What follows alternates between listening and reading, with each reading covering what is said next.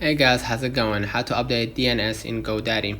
So go to the GoDaddy official website, navigate towards my product and find the domain that you want to update. Click on manage next to the domain, manage the DNS, open the DNS management page, and then to update existing records, click on the pencil icon next to the record that you want to change, enter the new information e.g.